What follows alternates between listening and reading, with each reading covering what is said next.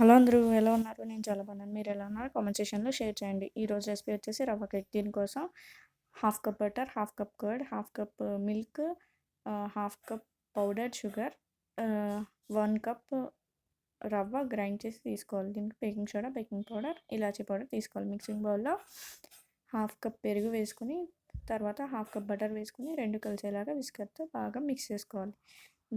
Mix అయ్యాక దాని తర్వాత హాఫ్ కప్ పాలు వేసుకొని, తర్వాత పౌడర్ షుగర్ వేసుకొని మొత్తం అన్ని ఇంగ్రీడియంట్స్ కరెక్ట్గా మిక్స్ అయ్యేలా వేసుకోవాలి. తర్వాత రవ్వ గ్రైండ్ చేసుకున్న రవ్వ తీసుకొని మిక్స్ చేసుకుంటూ వేసుకోవాలన్నమాట. అందుకు ఉండలేకుండా వస్తుంది. తర్వాత బేకింగ్ పౌడర్, బేకింగ్ సోడా, ఇలాచీ పౌడర్ అవన్నీ వేసుకొని బాగా మిక్స్ చేసుకోవాలి మళ్ళీ ఇంకొకసారి. తర్వాత ఇవన్నీ మిక్స్ చేసుకున్నాక ఒక 5 మినిట్స్ పక్కన పెట్టి, తర్వాత కేక్ టిన్ని గ్రీస్ చేసుకోవాలి. బటర్తో గ్రీస్ చేసుకుని గోధుమ పిండితో కోట్ చేసుకోవాలి. గోధుమ పిండితో కోట్ చేసుకున్న తర్వాత నాకు ఇక్కడ కొంచెం గోధుమ పిండి సరిపోలేదు, సో అందుకు ఇంకా కొంచెం గోధుమ పిండి వేసుకుని కరెక్ట్గా గ్రీస్ చేసుకుంటున్నాను. ఎడ్జెస్లో మొత్తం అంతా గ్రీస్ చేసుకోవాలి. తర్వాత ఎక్సెస్ గోధుమ పిండి తీసేసుకుంటున్నాను. ఇక్కడ ఫ్రూటీని నేను గోధుమ పిండితో కోట్ చేసుకుని దాని తర్వాత డెకరేషన్ కోసం యూస్ చేస్తున్నాను. ఫ్రూటీ వేస్తే పిల్లలు బాగా ఇష్టపడతారు కదా తినడానికి. సో పైన మొత్తం డెకరేట్ చేసుకొని ఫ్రూటీ మొత్తం పైన వేసేసుకుని తర్వాత నేను కేక్ బ్యాటర్లోకి మిక్స్ చేసుకుంటాను. నేను వేయడం మర్చిపోయాను ఫస్ట్. తర్వాత మీరు వేసుకున్నప్పుడు మిక్స్ చేసుకొని వేసుకోండి. పైనే మిక్స్ చేయాలి.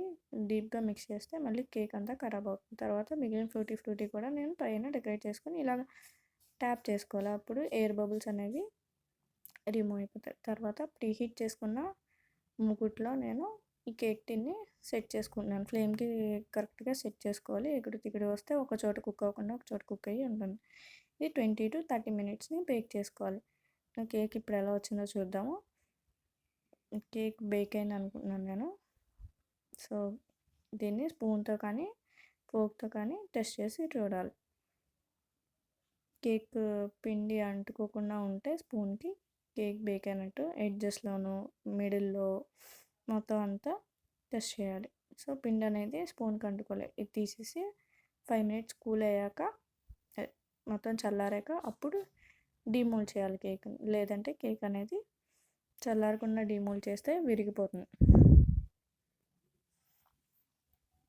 సో నైఫ్తో ఇలాగా మొత్తం రిమూవ్ చేయాలి. కేక్ని రిమూవ్ చేసి ప్లేట్ని కేక్ టిన్ మీద పెట్టి రివర్స్లో తిప్పి కేక్ టిన్ మీద నేను చూపించినట్టుగా కేక్ టిన్ మీద ప్లేట్ పెట్టి ఒక 2-3 టైమ్స్ అలా ట్యాప్ చేస్తే కేక్ అనేది రిమూవ్ అయిపోయి ప్లేట్లో పడిపోతుంది అన్నమాట.